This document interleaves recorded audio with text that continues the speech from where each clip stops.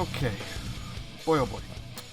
So, back in April, this highly anticipated Jeffrey Dean Morgan horror film came out called Unholy. Uh, I waited a while to watch it. I'm not even going to say that I wanted to watch it. I actually didn't really like the looks of it, to be quite honest with you. It just didn't look like something I was going to enjoy, specifically because the story didn't seem like it made sense to me. You know, like apparently it's based on a novel, which is funny because there's also another film that was released in the 80s.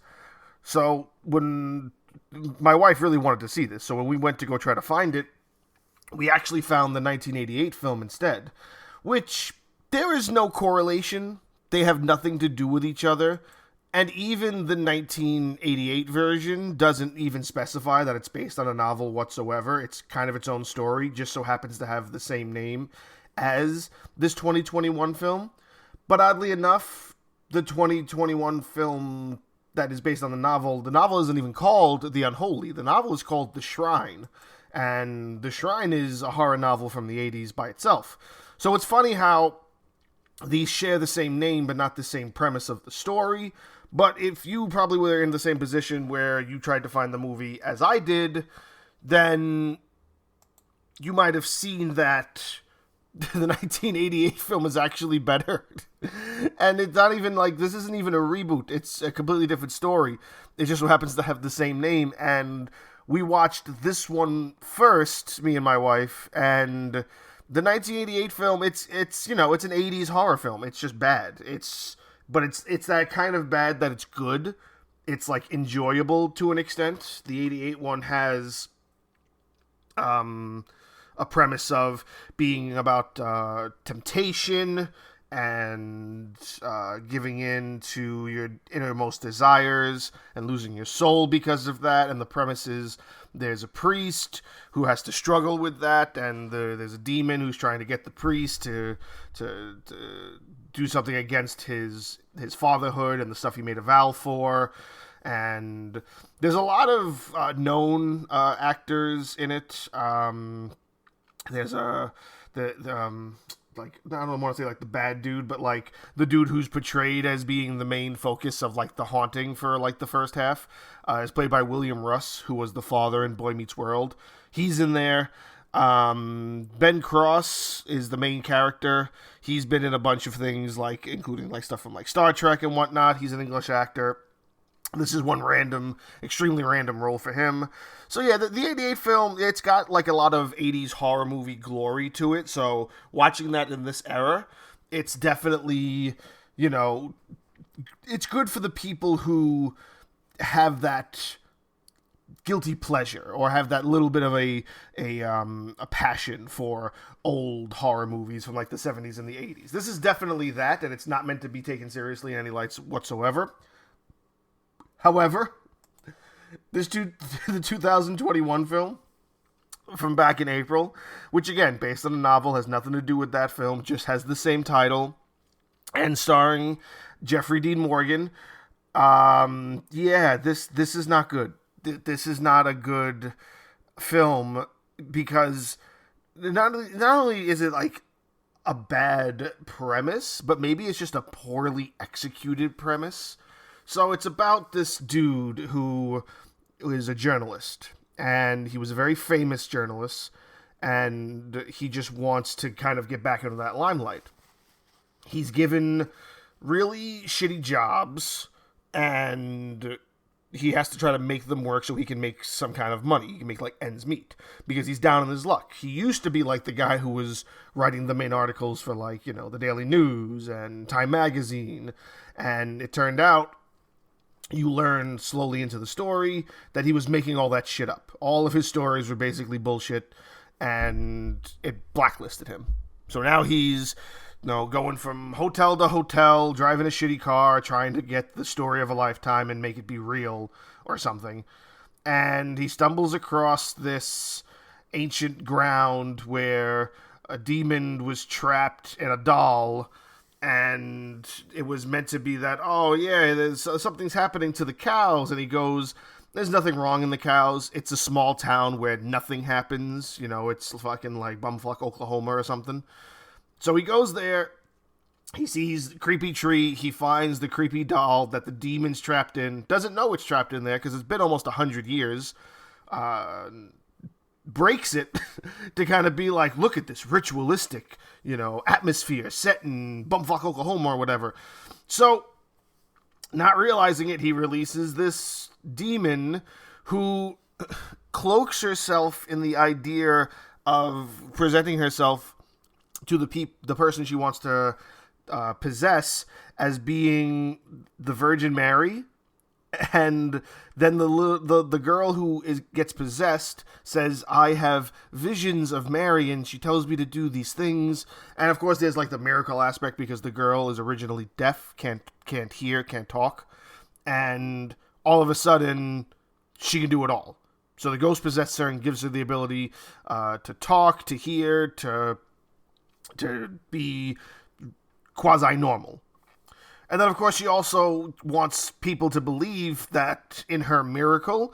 So she's also able to kind of do an extension possession where it looks like there's, like healing, like faith healer and whatnot. So she starts faith healing all these people, a kid in a wheelchair, a person with cancer, a guy who's been smoking since he was 12, and all of a sudden his lungs are clear and whatnot.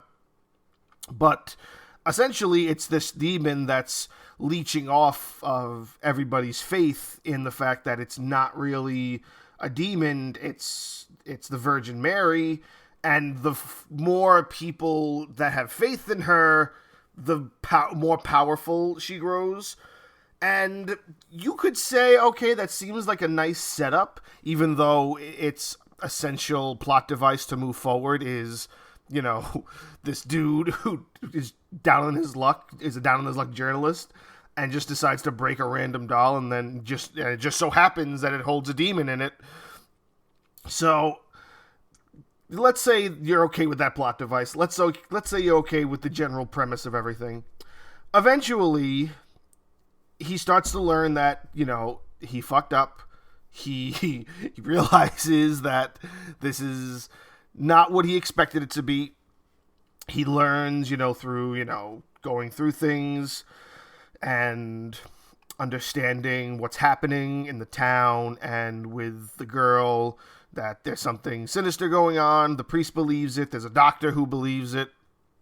And of course, the only people that die in a film like this, who is it? It's all the priests. All the priests die. So it's like the most holiest of holy people are the ones that are just getting murked throughout the whole fucking film. But I digress. So the uncle of the little girl is a priest. He dies. That's what starts this downward spiral of them realizing, okay, maybe this isn't true, but it's already too late. He's already built this up to be a story that holds weight, because look at all the proof. He records all the proof. He releases it all to the media. The media wants the scoop. And there's a couple of little things where it's like, oh, we don't trust him. Can we trust him? He did what he did.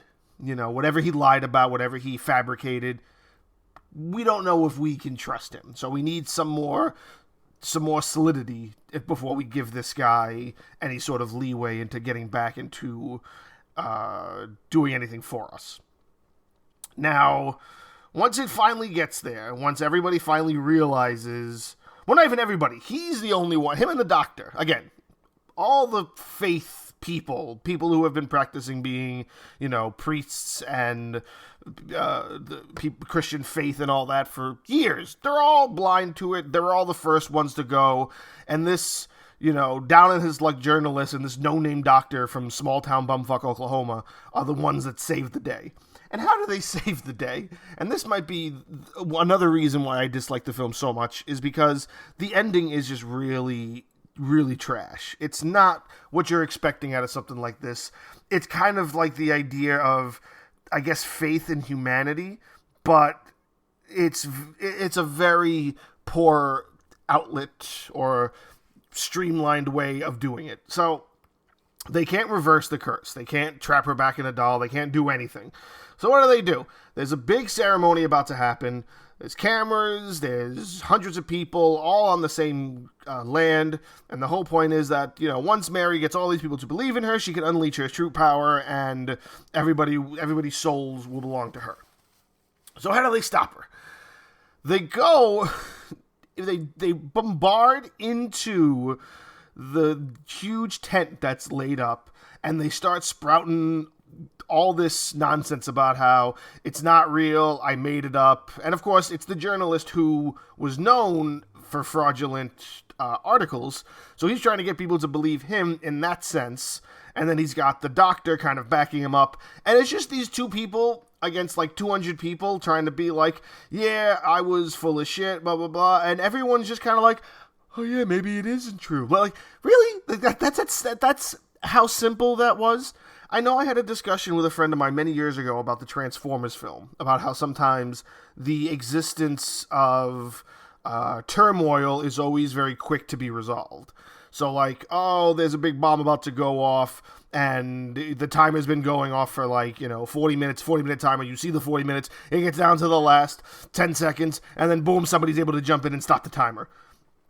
I get it. That's a little, far-fetched of a process of thinking, how you resolve conflict in a film like that.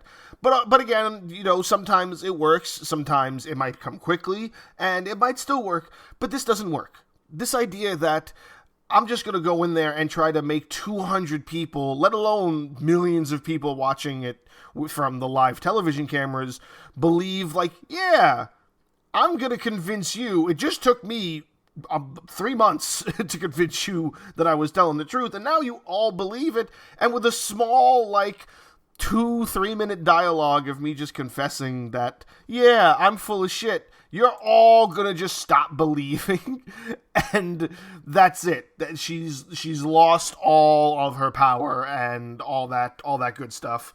And of course that's what happens. They're all just like, yeah, you know what, he is lying, fuck that, I'm getting out of here. I'm like, what? That's how you're gonna resolve the conflict of what just happened? You're gonna make it that simple? Like, for a story this complex, it needed less of this. I'm not even gonna say it's that complex. I shouldn't say it's that complex. It's a very simple story, but the complexity that's built up to the general what's the word I'm looking for? Problem. The general dynamic of what they're trying to fight against. You've built this all up to be a big deal, and that little bit was able to just reverse all of it. Like a full hour of building this up to be such a big deal. He was just like, yeah, don't believe me. And they're like, okay. What? It doesn't make any sense. But they believe him, they run out, the demon gets mad, lights the tents on fire, and then in order for the demon to go, the little girl has to die, and there's another sort of second climax, but it's just not worth it. It's a bore when it comes to scares. It's typical jump scare tactics. It's a story that might have been done a little. I'm not even going to say it's Jeffrey Dean Morgan's fault. I'm just going to say that it's unfortunate that Jeffrey Dean Morgan is attached to this now. And I don't believe it received the greatest of reviews, if I'm not mistaken. I think it hit its budget mark, which doesn't necessarily mean that we're going to get any more, or if it's going to be something that's revered as the best horror film of the year. It's 100% not that. But I do think it doubled its budget, which oddly enough, let me look at this really quick. $10 million. It cost $10 million to make this hogwash, and they made 30. So they tripled their budget. And the film itself is very, very badly reviewed. I think the only thing it has a decent review on might be from users on Google reviews or something. Rotten Tomatoes doesn't give it a good score. IMDb doesn't give it a good score. It's really all the scores you see are 100% worth it. There might be a crowd out there that finds enjoyment in this and might look at the ending as being, worthwhile or something that wasn't as bad as you expected it to be, and it does close out the story well. There might be people out there that do that. I'm not one of them, and I'm not going to sit here and try to convince you to be like, yeah, this is going to be worth your time. Here's the other thing that you have to take in consideration as well. It's PG-13. And being that you're a horror movie trying to push boundaries like this, and you get a PG-13 rating, you're not really getting yourself up there. And I'm not saying a good horror movie can't be PG-13. I'm not going to try to sit here and say that all good horror films need an R rating or need something that's higher than a PG-13. What I am going to say, though, is Conjuring, The Devil Made Me Do It, that also came out this year, that has an R rating. And you can see where there's kind of certain liberties taken when it comes to a film that is PG-13 to a film that is R-rated, especially in the horror film genre. So, something to consider. If you're interested in watching this film, or if you've seen it already, maybe you agree with me, maybe you don't.